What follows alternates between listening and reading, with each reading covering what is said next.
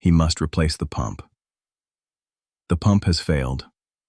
The vehicle is a 2014 Chevy Volt, also known as the Opel Ampera.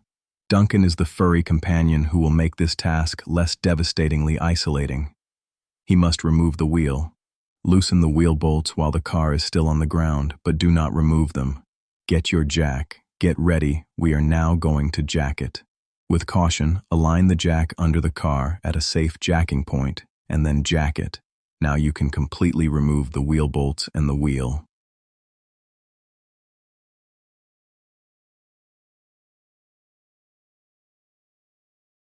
For safety, he places a jack stand under the chassis of the vehicle. This is mandatory. This is the replacement pump. You are going to need a towel, a big one. He makes sure that he has no dangerous loose shoelaces.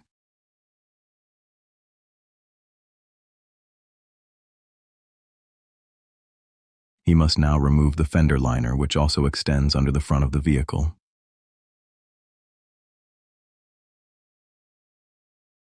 There are several different types and sizes of fasteners which hold the fender liner to the car.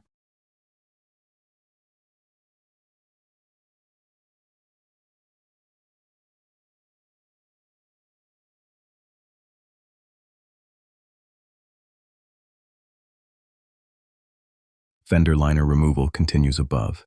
Again, there are several types of fasteners.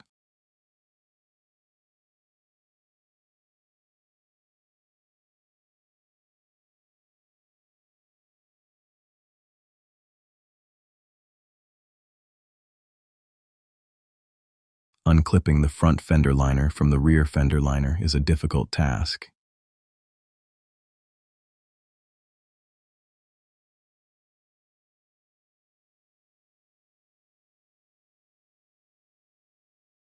Here is the auxiliary coolant pump. He will use a 10mm deep socket which has been protected from being lost for at least 10 years. There are 2 nuts which secure the pump to the chassis. The auxiliary coolant pump is full of coolant.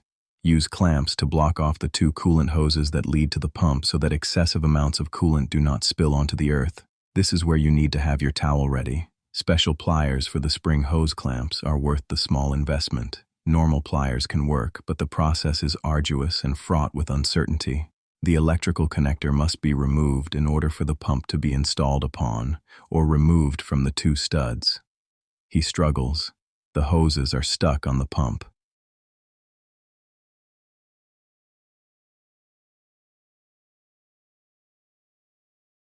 He finally frees them and is able to remove the pump.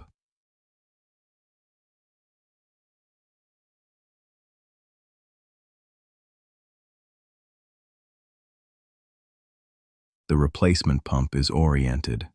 Hoses connected. Hose clamps placed back into their rightful position.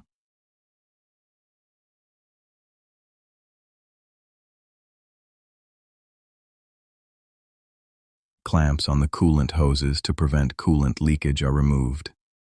Electrical connection is made for testing. The pump is energized. It is very quiet and has little vibration. He is suspicious. Is it a bad pump? Has all this work been for naught? No. No, it has not. The replacement pump runs so much smoother. It makes little sound. It has little vibration. Pump testing is complete. Success.